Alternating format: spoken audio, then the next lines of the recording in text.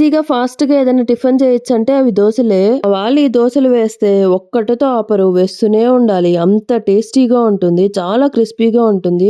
Must try item. First మిక్సీలో జీలకర్ర, onions, పచ్చిమిరపకాయలు, అల్లము, బీట్రూట్ ఏసుకొని బాగా మిక్స్ చేసుకొని మన దోస బ్యాటర్‌లో వేసి బాగా మిక్స్ చేయండి. ఈ టెక్స్చర్ వస్తే చాలా యూజువల్‌గా మనం దోసలేసుకోండి. చాలా మంది బీట్రూట్ ఇష్టపడరు. బట్ ఇలా ట్రై చేయండి. చాలా టేస్టీగా ఉంటుంది. అసలు బీట్రూట్ స్మెల్ గాని, బీట్రూట్ టేస్ట్ గాని రాదు. హెల్త్‌కి హెల్త్, టేస్ట్ మంచి టేస్టీ ఫుడ్ తిన్నామనే ఫీలింగ్ వస్తుంది.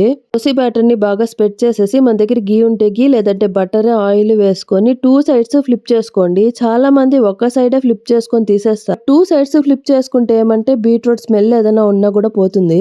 మా వాళ్ళదంతా టిఫిన్ అయిపోయింది. ఇంకా నా టర్న్ వచ్చింది. నేనైతే స్టవ్ మీద ఒక దోస వేసేటప్పుడే ఇంకో దోస తినేస్తాను. ఎందుకంటే అది క్రిస్పీగా ఉన్నప్పుడు తింటేనే చాలా బాగుంటుంది. వీడియో నచ్చినట్లయితే లైక్ చేయండి, షేర్ చేయండి, సబ్స్క్రైబ్ చేయడం మర్చిపోదండి. Okay, bye.